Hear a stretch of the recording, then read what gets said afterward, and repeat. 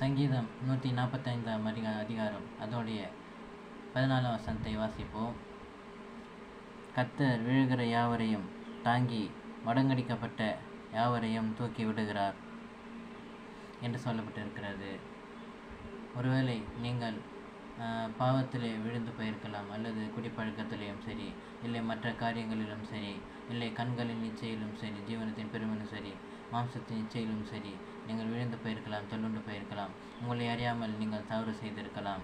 அப்படிப்பட்ட ஒவ்வொருவரும் நீங்கள் மனம் திரும்பி தேவனிடத்தில் வரும்பொழுது அவர் ஒவ்வொருவரையும் உங்களுடைய பாவங்களை மன்னிக்கிறவராயும் அந்த பாவத்திலிருந்து தூக்கி எடுக்கிறவராய் விடுவிக்கிறவராயும், நீங்கள் எப்படிப்பட்ட மீள முடியாத குடிப்பழக்கத்தில் இருந்தாலும் சரி, அல்லது பாவத்தில் இருந்தாலும் சரி, இச்சையில் இருந்தாலும் சரி, அவர் உங்களை ஒவ்வொருவரையும் மனம் திரும்ப செய்கிறவராயும் அதிலிருந்து விடுவிக்கிறவராயும் தப்பு வைக்கிறவராயும் இருக்கிற பாதுகாக்கிறவராயும் உங்களை அவருடைய வசனத்தை கொண்டு வார்த்தையை கொண்டு உங்களை ஒவ்வொருவரையும் உயிர்ப்பிக்கிறவராயும் அது மாத்திரம் உங்களை தாங்குகிறவராயும் அரவணைக்கிறவராயும் இருக்கிறார்.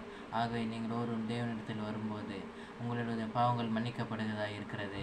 நீங்கள் ஜீவனில் பிரவேசிக்கிறவர்களாக இருப்பீர்கள், காணப்படுவீர்கள். அது மாத்திரமல்ல, மடங்கடிக்கப்பட்ட ஒடுக்கப்பட்ட நீங்கள் நிலைமையில் இருந்தாலும் சரி, இல்லை மற்றவர்களால் மனிதர்களால் புறம்பே தள்ளப்பட்டவர்களாக இருந்தாலும் சரி, அவர் உங்கள் ஒவ்வொருவரையும் அதிலிருந்து தூக்கி எடுக்கிறவராயும் உங்களுக்கு ஆறுதல் செய்கிறவராயும் அவர் உங்களை தேற்றுகிறவராயும் ஆற்றுகிறவராயும் அரவணைக்கிறவராயும் உங்களை அவருக்கென்று எடுத்து பயன்படுத்துகிறாயும் இருக்கிற காணப்படுகிறார்.